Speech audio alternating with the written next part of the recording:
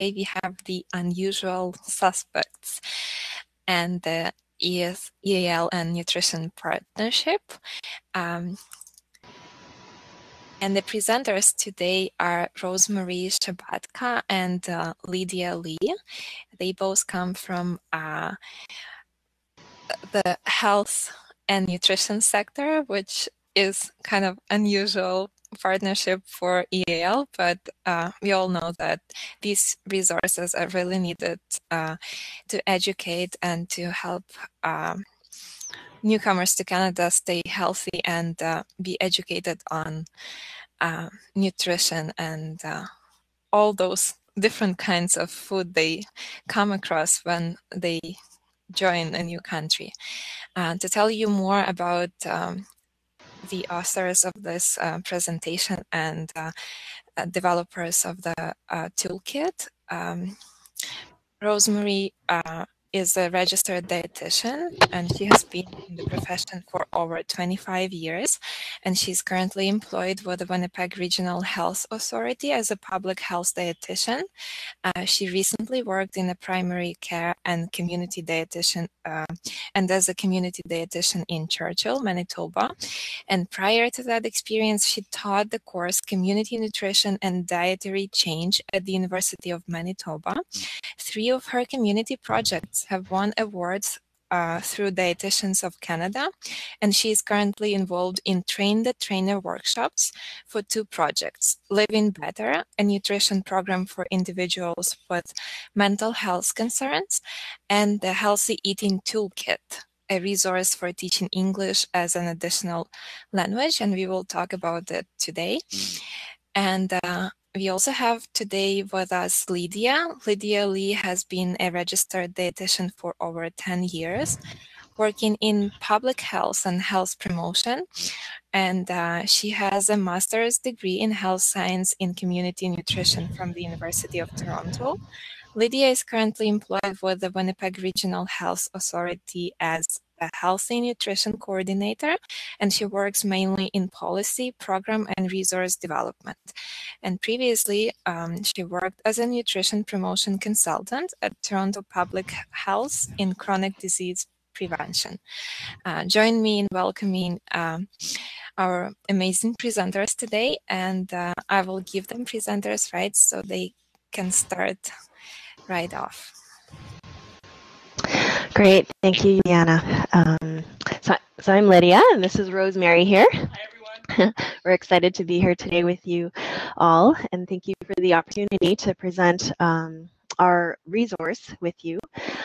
We've called our presentation Unusual Suspects in EAL and Nutrition Partnership because very often as professionals we just work in our own areas doing our own great thing, but good things happen when we partner together, and so we're here to share our Healthy Eating Toolkit, a resource for teaching English as an additional language with you today. So all right, so before we start, I just wanted to remind you to download and print off the 3 PDFs that are posted on the webpage homepage. Hopefully you've done that already, as we will be using those later, and we'll be asking you to write on them if you can. They're worksheets from the toolkit, so Rosemary will be taking you through those activities. So let's move on to our next slide. Just to let you know what we're doing today, I'll give you a bit of a background on how we came to develop this resource and the process that we went through. I'll give you an overview of the toolkit, the different modules and the activities that are in it. Rosemary will go through the activities in a bit more detail with you and do a couple of them together, and then we'll tell you where to find the toolkit. So before we start, I just wanted to ask you a couple questions just to get a sense of where our audience is at, where you come from, and you can just use the chat to reply. So what CLB level do you teach?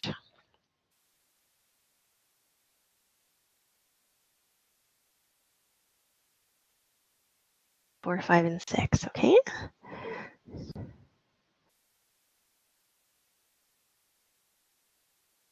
All right. And have you done activities on food or nutrition with your classes? So yes or no, and if yes, what topics did you cover?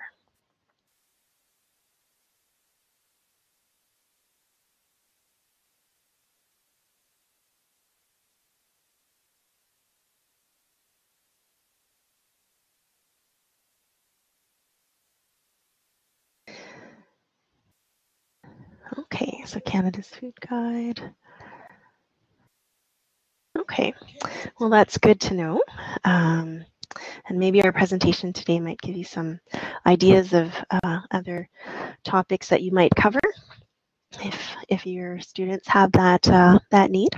So to give you some background, how did we come up with the idea of developing a resource for teaching nutrition to ESL learners? So public health dietitians in Winnipeg we're receiving some requests from EAL instructors to come and do nutrition workshops in their EAL classes. And because we had limited capacity, we only had 9 public health dietitians and many of them were part-time, we weren't able to fulfill all of those requests.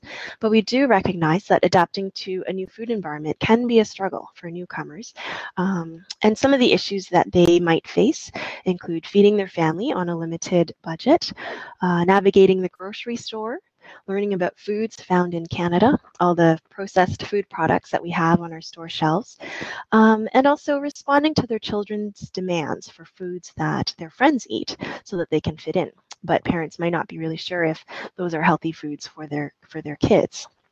So since everybody eats, food and nutrition is a topic that affects everyone, whether you're the one who shops for your family, who prepares meals for them, or you just eat, or if you have health issues that are due to what you may be eating or not eating. So we thought it would be a great forum for using to teach English. So to start off, we took a look at all of the resources that are available on nutrition, both specifically for EAL or those that could be adapted, and we didn't find a whole lot.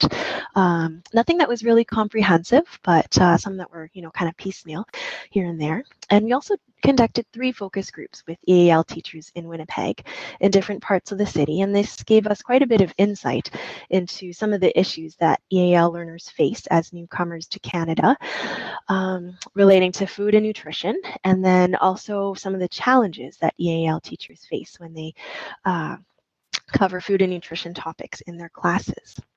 And so I was just wondering, for those of you who have taught food and nutrition in your classes, what might be some of the challenges that you faced when you were covering this topic?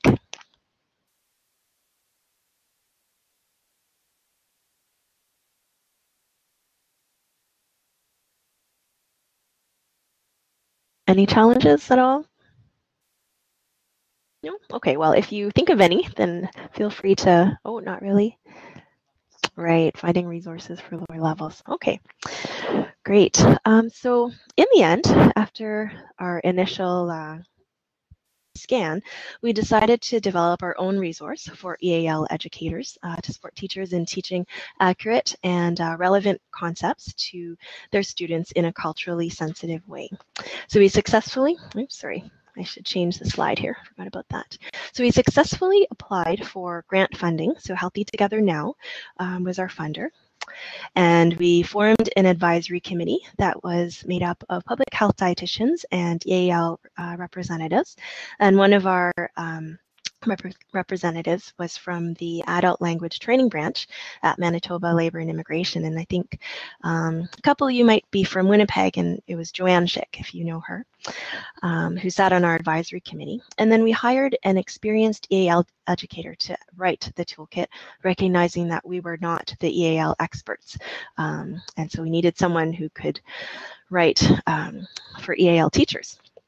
And so after many revisions and edits, we pilot tested the toolkit with 8 EAL educators in the community, including some who worked with seniors. And they completed some questionnaires and we did some focus groups with them. And so what did we learn from the pilot testing? We got lots of valuable information from the pilot testing. In terms of the layout of the worksheets, we learned that just some examples was We needed more white space for learners to write their answers on, removing distracting borders and colored backgrounds, that kind of thing. Level of difficulty, we had to tone it down a bit. So for example, for the vocabulary worksheets, we originally had 9 pictures of foods, and they asked us to take it down to 5 to 7. And some of the food items that we had as examples, they asked that we include more culturally relevant foods, so things like injera, paneer, naan, that kind of thing. And as well, I thought this was kind of interesting not to include unhealthy foods in the vocabulary worksheets because it confused learners. They thought that we were actually recommending them as healthy foods. So, yeah. And then in terms of how the teachers would use the toolkit, the teachers some of them took one module and worked through it with their students. Others just took a couple activities from each module to do. And many of them modified worksheets to use with their students according to their needs. And yeah, so lots of learnings. And what worked well, we found out the color visuals. The toolkit is in full color, beautiful design, and we also encourage the use of realia. There's clear step-by-step instructions for the teachers.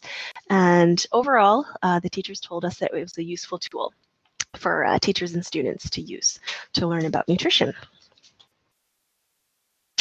So who is the toolkit for? Our toolkit is specifically designed for EAL instructors who teach students at a CLB 1 and Phase 1 level. We were told by the EAL educator we hired that there are nutrition resources available for the higher levels usually, but there's very little available for those at the lower levels, but they still needed to learn about these things. And so we decided to go that route. However, as part of each activity, there are extension activities, and with modifications from the teachers, it could be used with students up to CLB 4. And then also with some adaptations, the toolkit can be used by English, by EAL, I guess, instructors in more informal settings, such as conversation circles and one-on-one tutoring. So it could be adapted and used in many different cases.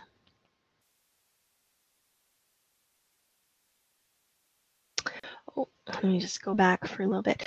The toolkit uses the concept of scaffolding. So the activities in each of the 4 modules within one module, they build on the previous activities, and then as well the later modules use vocabulary and skills learned in the earlier modules.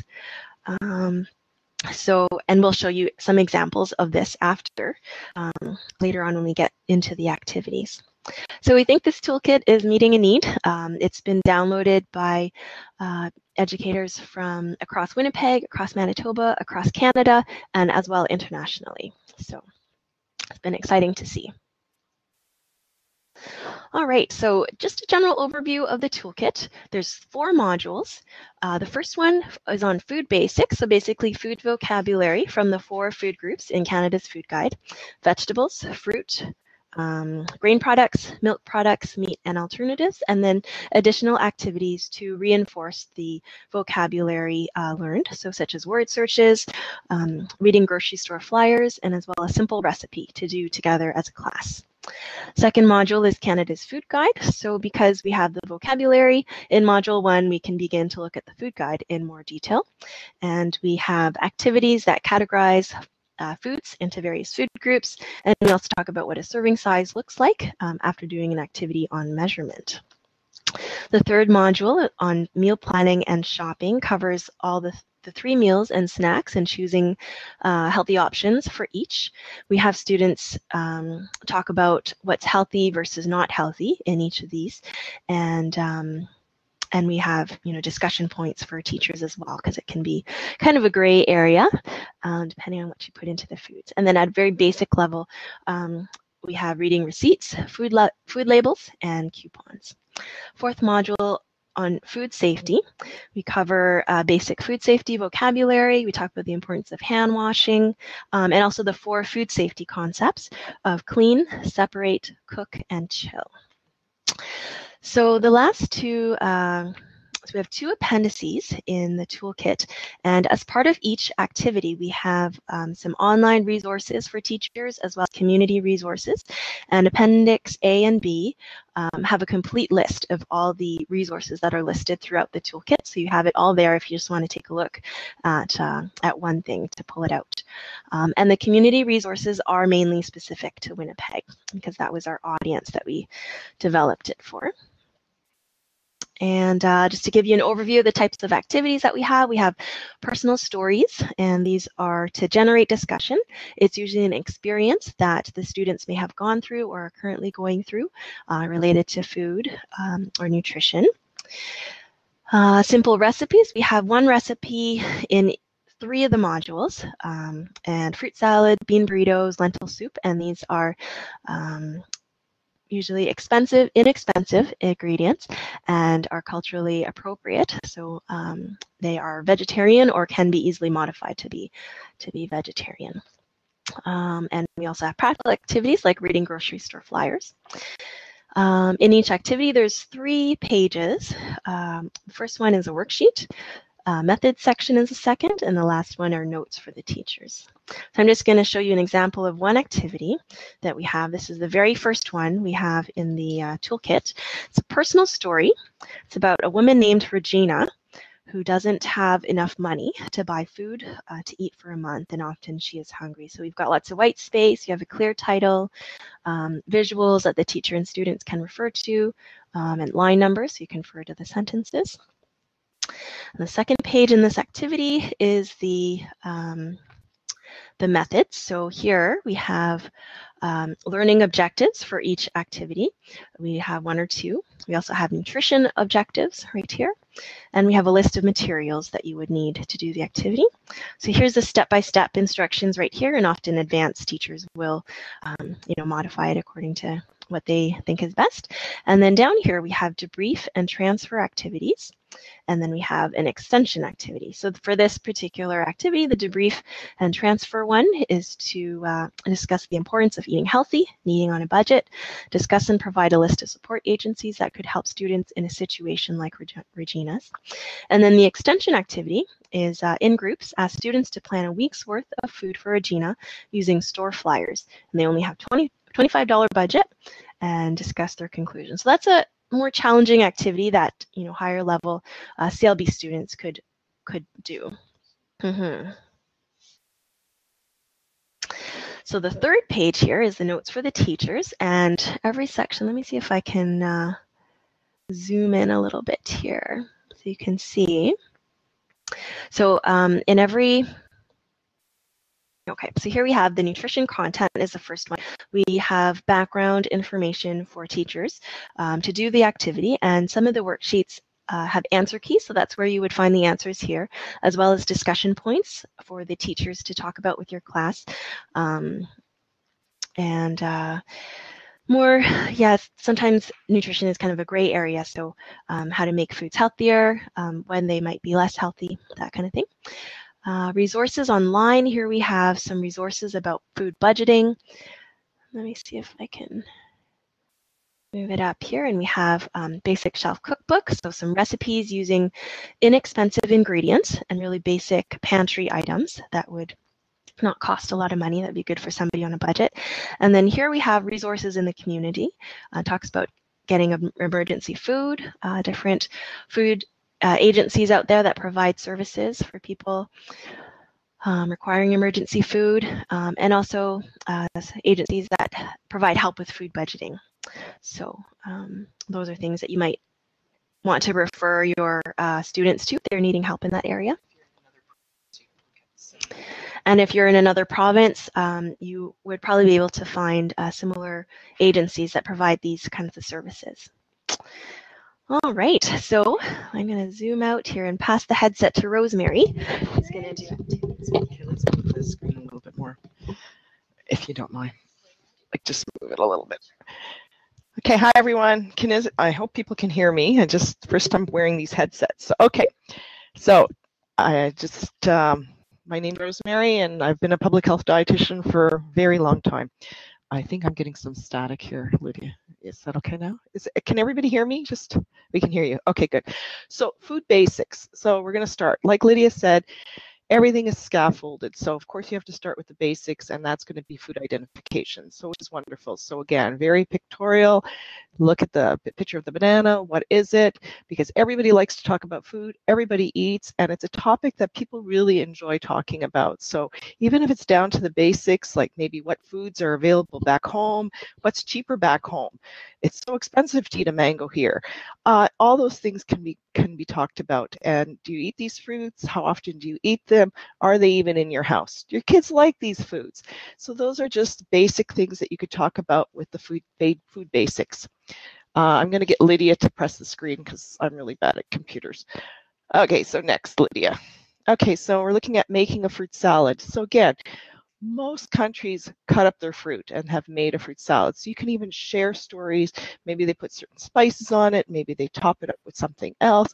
But this is basic steps. And of course, we bring in the food safety aspect too, because we're always going to wash the surface and everything else. So back home, maybe things like that don't happen. I just did a presentation last week at an EAL, and people were really surprised to find the ice cooler in a lunch bag, and they didn't know where it was, they didn't know how to buy it, they didn't know that was at a dollar store. So again, those kind of aspects, certainly should be covered as well. So, we always cover the food safety aspects in our presentations and our cooking. So this is really easy, hands-on instruction. Everybody loves fruit salad. Next. Okay, here you go, continuing the learning about fruit. Now, I just want to mention that these exercises repeat themselves throughout the manual with different food groups. So there's going to be a vegetable word search, there's going to be a grain word search, there's going to be a meat and alternative word search, there's going to be a milk and alternative word search. So everything is there, it's not just fruit. So everything we do, we cover all the foods. So, the exercise can continue as homework, or these are really fun to take home as homework. You can work on it with your kids at home as well. So it's just it could be a family thing to generate more discussion at the home. So just carry the conversation throughout. Again, it's to reinforce vocabulary. Am I talking too fast? Okay, now I want to eat, somebody wrote. That's hilarious. Okay, so reading a grocery store flyer. Like Lydia said, wow, when we're doing the budgeting, it's, you're looking at prices and stuff like that. So here we are looking at certain foods and the prices. So we're looking at kilograms and we're looking at pounds. So we're looking at the imperial, because it's very confusing. You come to Canada, and if you're used to the metric system, wow, what is this? What is pound? Though most things are measured here in kilograms, in Canada, but still there will be prices per pound. So we like to explain the difference, and that's what we have here. So if we're looking at opportunity to bring a real life situation into the classroom, so get some grocery store flyers, and Lydia, there is a link to flyers actually in the manual. So like we have Superstore flyers, so you can do this online in your classroom with the PowerPoint. It'll come up, or you can even just pick up some grocery store flyers and have the exercise done in the classroom as well. You can also go to the grocery store if you want to, and actually go and weigh fruits and vegetables and do that at the grocery store. So lots of opportunity, extension activities for the higher levels that can be used just in something like this. Okay. Next, Canada's food guide. Oh, okay. Everybody finds this really hard to solve. We've done our team conferences, and one thing the EAL instructors say, that this is a really hard topic to teach, and it's because it's not black and white. I mean, Canada's food guide is a gray area. Food is a gray area. What's healthy, what's not? It's going to depend on a lot of things, like how you prep it, what you add to it. Are you using a lot of extra fat? Are you throwing in lots of salt and sugar? That'll be the difference. Most basic foods are fine to eat. It's what you do to them that makes it difficult. So here we have this activity, and Lydia has put in the Canada's Food Guide link, which is right here. Woohoo, here's Canada's Food Guide. So the link is there. So if you want to take a look at that too, that would be great. So the first activity, and we're going to do this together. Hey, I'm doing it with you guys. Okay, so do this activity with participants. That's what my guide says here. Okay, so I'm going to give you some time. So we're going to look at the first activity. So it's basically like Sesame Street. Which one doesn't belong? Like, so we've got, Lydia, I can't really see the first one very clear. Is it oatmeal and then grapes and then bread and then a muffin and then I think bagels. So which one doesn't belong? Tell me, somebody. Grapes, right. Okay, so grapes is a fruit. Everything else is a grain product. Excellent. The second one, believe it or not, I know it's a weird looking photo, but I think that's what you said was the soy beverage. Okay, so she put soybeans next to something, so that's soybeans. Then it looks like lamb chops and cheese and milk and yogurt. So which one doesn't belong? Someone. Ah, the lamb chops. I love lamb chops. Okay, the third one, eggs, nuts. Now, this might be confusing to some people, okay? So this is where it gets a little bit tricky, okay? Because with Canada's Food Guide, things are based on nutrients, not necessarily where they're coming from, okay? So depending on whether something is high in protein or high in iron or something like that. So here we have meat and alternatives. So we have eggs, we have nuts, we have fish, we have chicken, and we have milk.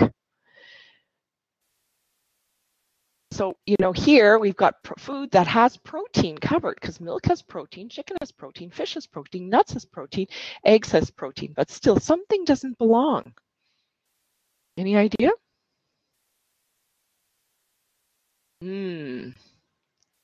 Okay. So we're also going to look at iron sources too, another key component to meat and alternatives. So eggs has iron, nuts has iron, fish has iron, chicken has iron, but milk does not have iron. Milk is more, when you think of the nutrients there, it's more of a calcium-based product. So there we go with trying to, where you could see that this can be a confusing topic because people will think, well, that's got protein in it, but it's based on commodity and it's also based on nutrient value. So in this case, it would be milk, the chocolate milk that doesn't belong. The rest are all meat-based. And sometimes it's hard because nuts can be considered in, you think of a vegetarian cooking, and that's where you have to talk to people. Also legumes, okay? So you think of families who have dal every day for lunch. I mean, that's a lentil-based product. So that is their protein source. It's also their iron source. So you could see how vegetarian cooking like tofu too can be incorporated in this. Any questions about that, like on the chat? The next one, again, I'm thinking that first one is, what is that, Lydia? I can't see my eyes. Cherries, and then cereal, and then tomatoes and pear, and I think it's red pepper. Okay. So in this case, it would be the cereal. Okay, so that doesn't belong. Yay, someone got it. Okay, so let's look at the next page. So this is going to be fun. Okay, so now I want everybody to help me out here because I'm going to tell you what I ate. So this is like record everything you ate yesterday. So you give this to your group and it's like, how can I even remember what I ate yesterday? Which is what I was thinking when I just did this. So the thing is, it's easier to tell them before they put it on this transfer sheet is, okay, let's just take breakfast. Write down what you had for breakfast. Write down what you had as a snack. Write down what you had for lunch, then a snack, supper, snack, everything you drank, everything you ate. So once they write all those activities down, then it's a lot easier for them to put them in categories. Because if you give them the sheet and says, okay, fruits and vegetables, oh, I don't remember, because people sometimes need to work chronologically to what they had. So, okay, so if we look at my breakfast, I had a banana. I had 2 cafe au laits made with milk, okay? So coffee with lots of milk. Rye bread toast, a little bit of butter, and 1 egg. Okay, so from all those things, who can tell me, okay, in terms of what I ate? So a banana, coffee with milk, toast, and 1 egg. So anybody want to help me out here? I could do it on my own too. So basically my banana would go into fruits and vegetables, my coffee with milk, so just the milk aspect, not the coffee, would go into milk and alternatives, the rye bread toast would go into grain, and the egg would go into meat and alternatives. So you could see that I'm just sort of building right there, okay? Now what about the coffee? What about the fact that I put butter on? Okay, those are considered other foods. They don't really, they're still important and they should not be identified, but they don't fit into the 4 food groups of Canada's Food Guide. Okay, so we're looking at those specific foods. So snack almonds, okay. Oh, I didn't want it to do that because it reminds me of unhealthy food. Okay, someone just wrote a cute comment. Okay, so snack almonds. Okay, so again, almonds are nuts. So it would definitely go under meat and alternatives. Okay, my lunch was baked beans and a grilled cheese sandwich and cucumber slices and an orange. Gosh, I eat so well.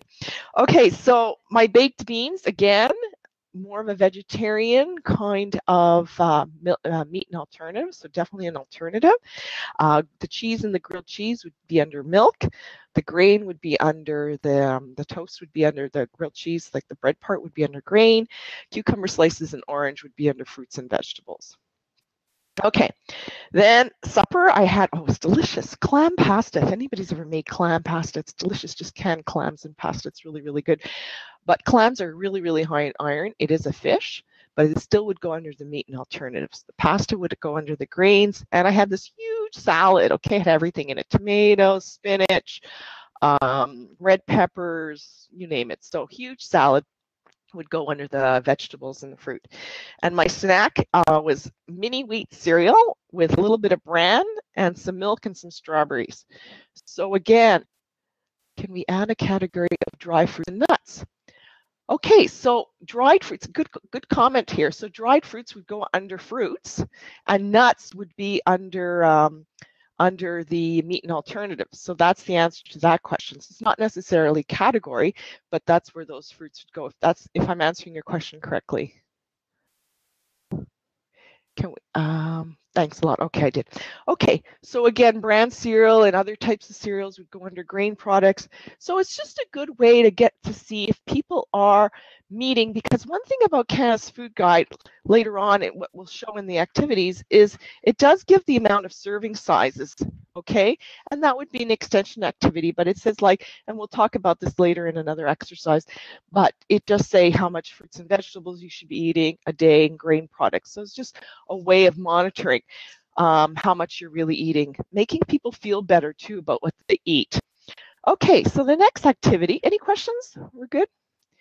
Okay, the next activity is creating a healthy plate. Now, people get all bogged down with portion sizes. It's like, okay, how much am I supposed to eat? I don't know how much to feed my kid. You know, my kid's not eating. You know, you get all these questions that we get, you know. And the simplest way to look at portion sizes is creating a healthy plate. Okay, so you take a plate, yeah, separate it out. Okay, so as long as I'm getting a little bit of grain, so 1/4 cup is the grain, 1/4 cup is the meat, and lots of vegetables. Vegetables have antioxidants in it, same like fruit, so they're the fighter food group. Okay, so they like to make sure that, you know, you're getting those, you know, toxins out. I know people always talk about, like, you know, toxins and going on juice diets and stuff like that. It's crazy. Just eat vegetables and fruit. That's all you need. You don't have to go on these cleanses. So really, that's what you want to do. And then, of course, we have some fruit on the side as a dessert and a milk beverage. And we're talking a complete meal. But, you know, people have different ways of eating, and different cultures have different ways. So one really cool thing what we do with this activity is, yeah, put a traditional meal up there. How would you devise up a traditional meal? I don't know if you guys have any ideas here. Okay, how about if we include a column for water? We could certainly make sure that hydration is taken, and you could certainly do that. We want people to be drinking water. That's really, really important for sure, especially instead of drinking like lots of juices or pops. And that could be a whole other discussion in terms of health. But yeah, water could be included as well for sure. A lot of people forget to drink. Yeah, I agree. Okay, what was I talking about, Lydia? I forgot. Okay, so yeah, so vegetables, and we want to make a complete meal. Okay, so let's look at a meal. Okay, I don't know, like, hey, I have lentil soup. Okay, so hey, I'm having my lentil soup or dal or something like that, and I'm gonna have that with a whole wheat bun, and I'm gonna have a big salad with that. Okay, or something like that, so, or some type of vegetable. So you could see where we could take the soup, put in the meat and alternatives. The bun can go into the grain, and the vegetables could be the salad. Okay, top it up with the fruit and whatever beverage you want, whether it's milk or soy beverage or water, depending on whether you're putting cheese or something in your main meal. You know, like if you're having a lasagna, then my goodness, the lasagna would be meat and alternative grains. So you'd have half your plate, well, maybe half your plate being lasagna, maybe. So then you'd have like your grains, your meats, your cheese, even vegetables would be in there with their spinach, but it would always be good to top up a side salad. So that's how you would look at your plate. It's the simplest way of eating versus, you know, measuring and everything else. But we do get into measurement later on. Any questions on this? Is it advised to have our fruit after 2 hours? Very interesting, because lots of cultures, I find a lot of the Chinese cultures, they always ask me that question. It's like, what are you doing combining the fruit? You could if you want. We don't want to dispel people's ways of eating and saying, oh, you're in Canada now, you gotta eat like this.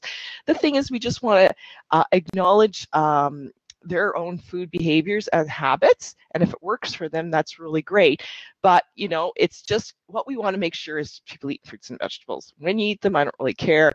One thing good about fruit and vegetables is they have vitamin C in it. So if you're eating an iron source, let's say lentils, that has non-heme iron, and everything is kind of complicated. It's not as absorbable in the body as, let's say, eating that piece of steak, right, where the iron is absorbed really quickly. So you need to have those fruits and vegetables with vitamin C eaten at the meal to have the iron absorption occur.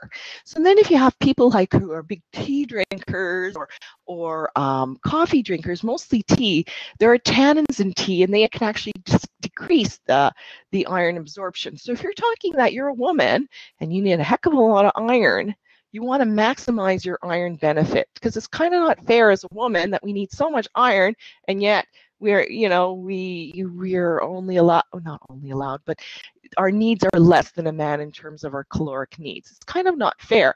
So you want to make sure you're getting more bang for your buck with the nutrition. So if you know, lots of cultures drink tea with their meals, and if you're not having your vitamin C with the non-heme iron to increase absorption, you might end up being a little anemic. So, I mean, this is complicated stuff, and that's kind of why we have the groupings together, but we certainly don't want people to break their cultural ways of eating as well. Is that clear, or did I answer that, or am I just talking too much? Any comments? Okay. So did I talk enough about this? So yeah, take whatever meal. It would be fun. And, you know, it could be a lasagna. It could be a shepherd's pie. It could be your basic steak and, you know, potatoes or hamburger or whatever. It could be anything. And you just break it down into the healthy plate.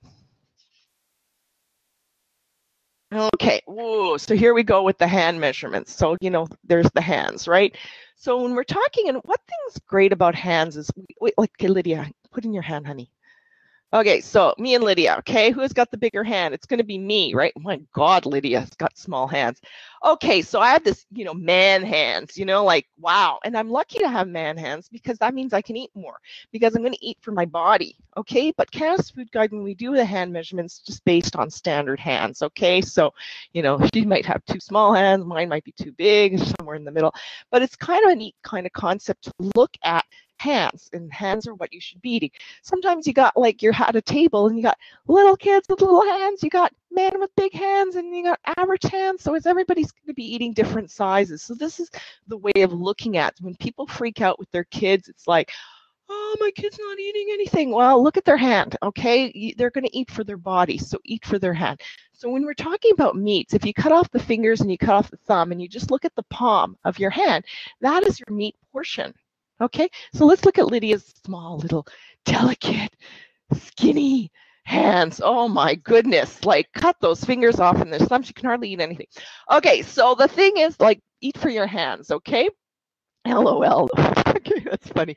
Okay, so that's your portion for your meat, okay? So if we're looking at 1 cup, we're looking at a fist, okay? So let's look at Lydia's cup versus my cup, okay? So, you know, that would be whatever cup of vegetables you're having, which would be 2 portions of Canada's Food Guide. It would be, you know, a glass of milk or whatever, which would be 1 portion of Canada's Food Guide. You know, and also, like, if you're talking about rice and pasta or any type of grain, we're talking a half a fist is considered 1 portion. So 1 cup is 2 portions already. So you can see how it works with your hand. Now, the thing is, Lydia and I are having this discussion about thumbs. Okay, so, like, again, thumbs, I guess it doesn't show very good.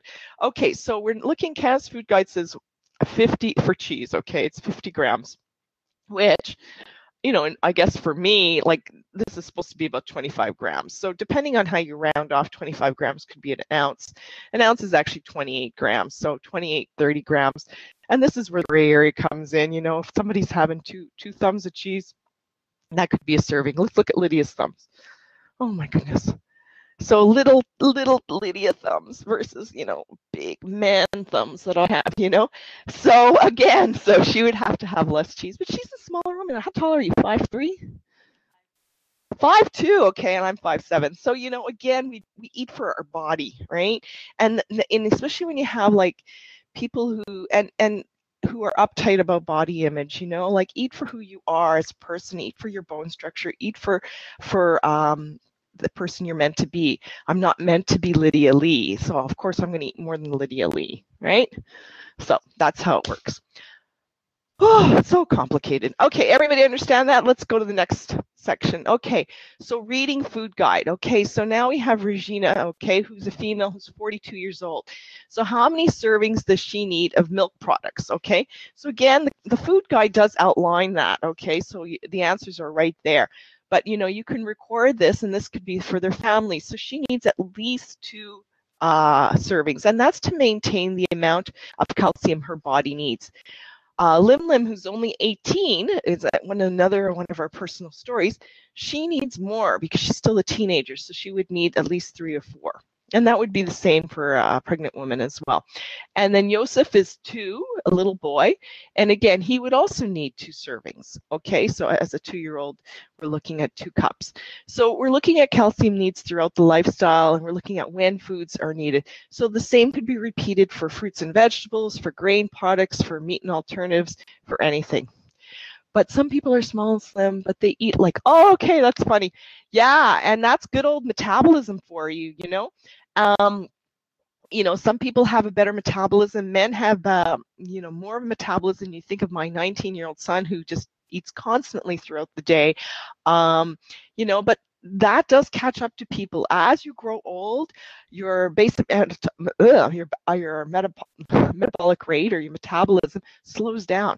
So at 35, you know, you get another drop. At 45, you get another drop. At 55, welcome to menopause, you get another drop. So the whole thing happens with food and the intake, and that's why people do gain weight. And that's why the only way you can keep your metabolic rate up is through activity. So again, you know, if you want to mention activity and exercise, that's really, really important as well, because you know what, everybody likes to eat and it's really enjoyable. And you know, to start getting people to eat less and less is not really the right thing to do. It's still like keeping track of what they're eating, but still enjoying food and eating slow and all those other aspects. It is very good, not only for all family members. Yeah. Okay, now where am I? Did I do this? Okay, so I did this. Everybody understands that? Okay, so now we're doing shopping and meal planning. Okay, so this is chicken fingers and fries. Oh, this happens a lot to me, okay? People come to Canada and it's like, yeah, my kid now doesn't want to eat my traditional foods because, you know, they're seeing what the other kids are bringing to school and all they want to eat is chicken fingers and fries. So this is very common, and it's also sometimes too, a lot of it is guilt and feelings of feeding these types of foods, fast foods, to your kids, you know, to make them feel better. If they're having, you know, like a lot of people use food for reward, or hey, you got an A in math, let's get you something from McDonald's, that kind of thing. So food is often used as a reward. It's often used as a bribe. I'm going to get you chicken fingers and fries if you eat this dal or whatever, you know. And so the kid, you know, and a lot of times there's a lot of power given to a child with choice. You know, and especially if the child is learning English and if your language is low, you know, there's that whole other thing going on with kids, you know. So again, here we really want people to understand Ellen Satter's division of responsibility. It's parents' feeding job and child's feeding job. Basically, the child's job is to eat. That's his job. If he doesn't eat, he doesn't eat. Don't make a big deal of it. It's a parent's job to purchase the food, to prepare the food, to put it in a texture that's safe for the child, and that's it. It's not, if your child says, sticks his nose up to whatever you're feeding, it's not a personal attack on your cooking skills. It's just the way life is. Kids get picky sometimes. If you have a baby in the house, often your toddler, your 3-year-old will get upset over, the attention to the newborn. And how can they make you upset? They can manipulate you and get a reaction, whether it's positive or negative, through denying your food, because they know that's going to get to you. So the best thing is to just, a lot of times it's just ignore, ignore what they're doing. They'll eventually eat. But if you keep, giving them these types of foods, and things with chicken fingers and fries, I mean, they're salty, and a lot of times kids don't have to chew anything. Like a lot of these processed foods just slide down your throat. So, kids never actually, I want to eat an apple. I'm going to bite into the apple because everything is, made to just slide down their throat. So, and, kids get addicted to junky foods with salty and sugar. And you think of your taste buds, it's right here, sweet and salt, right on the tip of your tongue, right? So kids like that kind of food. So the thing is, yeah, those things are available, but don't get to the point of having these types of things. And the Ellen Satter, wonderful resource if you have parents struggling with this kind of thing. Okay, so what did this woman write? I will eat one slice of bread throughout the day and we will lose weight. We'll talk about that later. Okay, so just again about the chicken fingers and fries. So really, it no pressure, no bribing, no demanding your kid to eat. The parents are in charge and no giving in. I mean, that's basically what you're going to find from these eating things.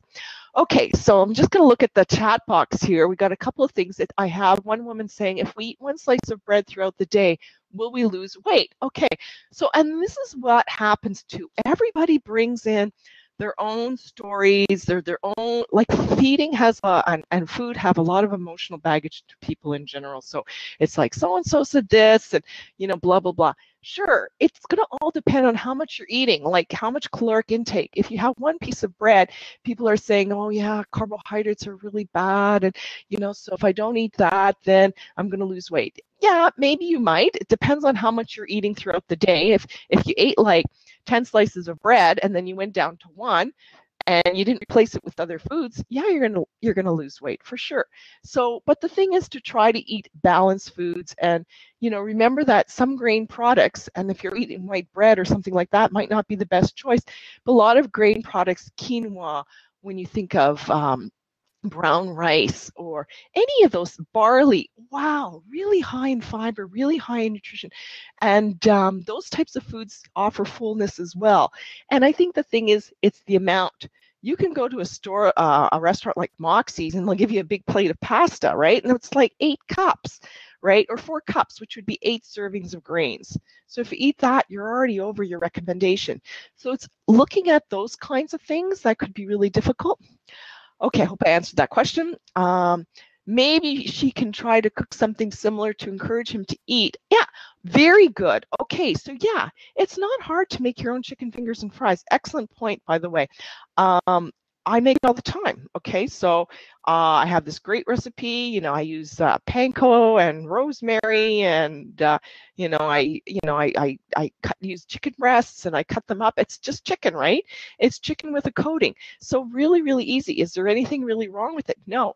But like a lot of times we're having overly processed food from the store or from fast food restaurants. Yeah, they're not using chicken breasts. They're using, I don't know, pieces of, I don't know what. It's pretty scary what could be in there. So the thing is, that's the difference. If you're making, and I always bring it back to making it homemade. Excellent point, by the way, and I should have agreed to that. And I'm not saying that all traditional cooking is so healthy, because a lot of people use a lot of salt, sugar, and fat, even in their traditional foods. So it's even looking at what your back home food is, and maybe wanting to cut down on those things that might not be really good for your health. So yeah, I could see where it's not black and white, and a lot of people like that. It's like, tell me what's good, tell me what's bad, tell me what's good, tell me what's bad. But it's not the answer. There's no answer to that. Are we good there with the chat there? I love that. Yes. Making homemade fries is so easy, and you can make sweet potato fries. Like, there's a lot of variations. Excellent. Love that chat point. Okay, where are we, Lydia? Okay, we're naming healthy and non-healthy breakfast foods. Okay, so now we're getting into, okay, oh, this is interesting. Okay, what about those bacon and eggs? I have bacon and eggs every day for breakfast. Yeah, okay, so if you're doing that, chances are not, there's a free course she wrote here. Yeah, we'll have to look into that. Thank you, Juliana. Okay, so I eat breakfast and bacon and eggs every day for breakfast. Well, it might not be the greatest thing. Not that there's really anything with eggs that are so like, ooh, so bad for you, anything like that. Again, it's how you're preparing them. Are you using a lot of extra fat when you're preparing them? And really, if you're using minimal fat, there's nothing wrong with that. But bacon, again, is basically fat. We don't even consider that a protein. I mean, it might fit into the meat and alternatives, which is a good point, but really the amount of fat in there exceeds the amount of protein. So, I mean, it's nice and salty and people love bacon and, you know, hey, it's in all the cool new recipes in Winnipeg, you gotta go get this bacon, whatever. But really, it's not the best thing for you. So in terms of what, if you would name this healthy or not, maybe the bacon. If I ate pancakes every morning, and again, what kind of pancakes? If they're made with white flour, if I'm adding flax, am I adding whole wheat? Am I adding like tons of syrup? Am I adding tons of butter? It's how you prep and how you eat. Am I topping it with yogurt and fruit? Well, that's a different story. So in terms of looking at these types of foods, what else is in there? With the white bread, okay? So yeah, I have white bread on occasion. Canada's Food Guide says try to have at least 50% whole grains. So, you know, might want to, you want a French bread from Safeway, good for you. It's, you know, putting it in a recipe, but in most cases you're using whole wheat tortillas in your lunches, or, you know, whole wheat bread or whatever, then, you know, you're way better off. So it's all about how it works in about a week, not necessarily at each meal or each day, but like think about your week, you know, did in general, 80%, did I eat well? 20%, maybe I didn't eat so well, then you're doing great. You can't strive for 100%. It's impossible. And why do that to yourself? Because all these foods fit into a diet. They exist. The kids are going to try them, right? It's just not maybe making such a big deal out of these foods that are unhealthy, but, you know, because as soon as you make a food that's unhealthy, you make a big deal of it, you give it status. And unfortunately, once a food has status, it's like anything else, they're going to want to eat it more. It's like telling kids not to smoke, and it's like, oh yeah, but hey, there's those cigarettes at 13, it's like appealing. You know, people might want to do that. Oh, we only have 5 minutes left. Anything else? Cooking with your kids. Yes, that's another thing. Certainly try cooking with your kids. I always said to my kid, like, when go down to the superstore or whatever, and he's like, oh, I want a cookie. I want a cookie. And it's like, okay, let's go home and we're going to make some cookies. Okay. So then he learns how to bake and he learns the whole concept. And yeah, and then we really enjoy those cookies because we've made them. Wow. So it's developing a skill, and it's not always having those foods on hand. It's, hey, I worked for those foods. I actually, you know, made them. Okay, let's go through this really fast. Choosing lunch foods at the grocery store flyer. So again, so you take those flyer back, and you could do a lot of activities with flyers, and that's one thing that's really great about the flyers. So you could prepare a healthier lunch or an unhealthy lunch, and we all know what's out there. Those Lunchables or those soup mixes that, you know, kids just put in the microwave, they're terrible. There's nothing in them. They're awful. So how do we make a healthier lunch built on those alternatives, you know? And so looking at those, and lots of times those fruit snacks, parents buy anything packaged because, you know, those things are really cute, eh? Everybody likes little packagey cute things that you could just throw into your lunch. But really, if you teach your kid the night before to make their lunches and becomes a habit, then they'll continue to make that. Okay? So you can put in a can of tuna, eggs, cheese, that could be in a healthy lunch, carrot sticks, red pepper, milk, and then you could put, you know, the more processed foods in the unhealthy lunch. Next.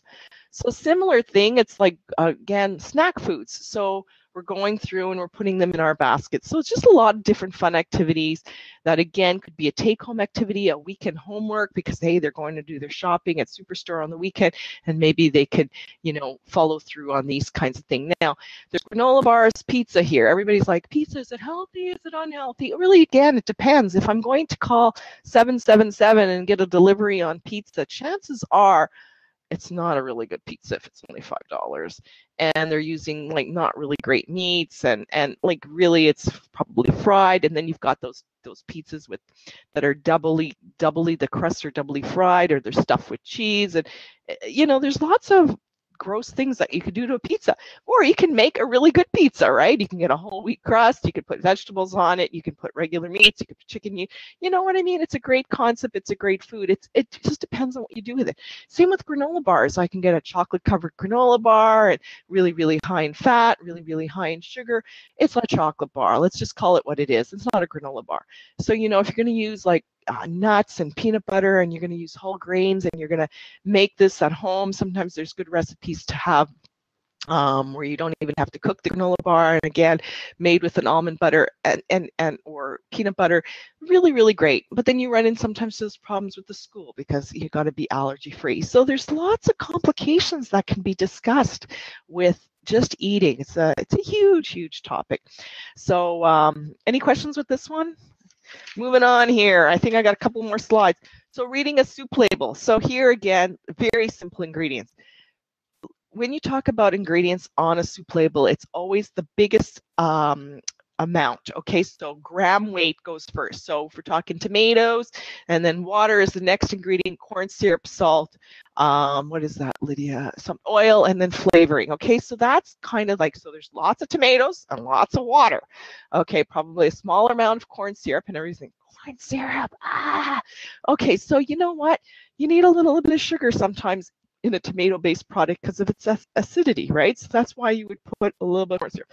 The thing is, with a lot of these canned products, it's going to be the salt, because you know you're going to have whatever amount of corn syrup you're putting in it, the amount of salt will be less, but it will actually have more of a damaging impact, because you know canned products are very, very salty, and sodium rates are really, really elevated, and processed foods have lots of sodium.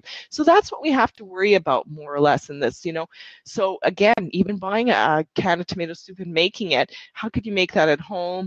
Or, you know, having it, making it, and have people try it, you know, and tasting it. So the thing is, you know, we got our food companies putting in no salt products.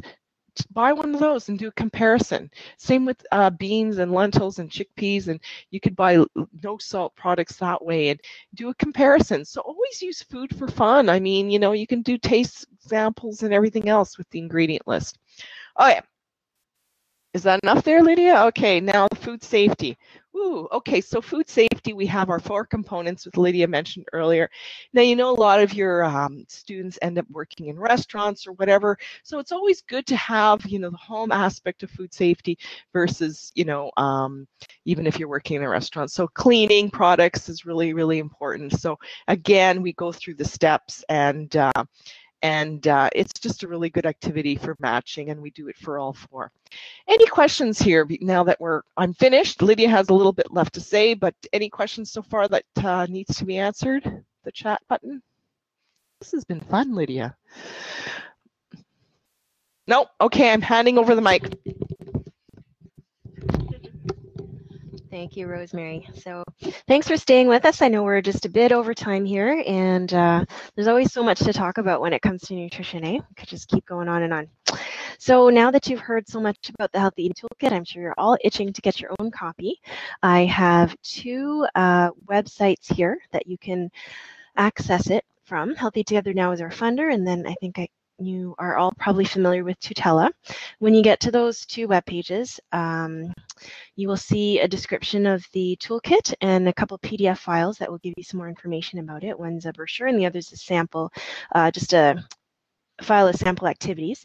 And then there's a link to a survey that we ask you to complete before it takes you to the URL to download the toolkit. It provides us with some very useful information about where you're coming from and how you think you might use the toolkit. And that's how we know the toolkit has been accessed, you know, across the country and internationally. And then it also asks you if you might be willing to complete a short survey for our evaluation, and that will provide us with information to help improve the toolkit for future editions. So we ask you to do that. And then if you want to get hold of a hard copy, if you're in Winnipeg, there are copies available at every branch of the Winnipeg Public Library. And if you want your own full color hard copy, we do have some available. They cost $35, which is the price that it cost us to print them in full color. So it's, at cost, just for our cost recovery purposes. And you can email me right there. My email is lee3@wrha.mb.ca. All right, so next steps. This is my last slide here. Use the toolkit, spread the word, tell all your colleagues about it, and we just want to get it out there and share it with people. It's a great resource for teachers. And if you have a nutrition question as you're going through the toolkit, or as you're doing some teaching with your students, they might have some questions that you aren't sure about. These provinces that are listed here have some call centers that you can call and speak to a registered dietitian. In Manitoba, we have Dala Dietitian. Ontario has Eat Right Ontario, and they also have a really great website that with lots of good nutrition information and resources on various topics that you can access. And then Alberta and British Columbia have their own phone numbers as well. And if you don't live in any of these provinces, you can always contact the public health dietitian at the public health department in your community. So yeah, that's it from us for today. I don't think we have time for questions, but if you do have questions, feel free to contact me. And the website the PDF of the PowerPoint presentation will be posted afterwards. So thank you very much for your time today, and appreciate it.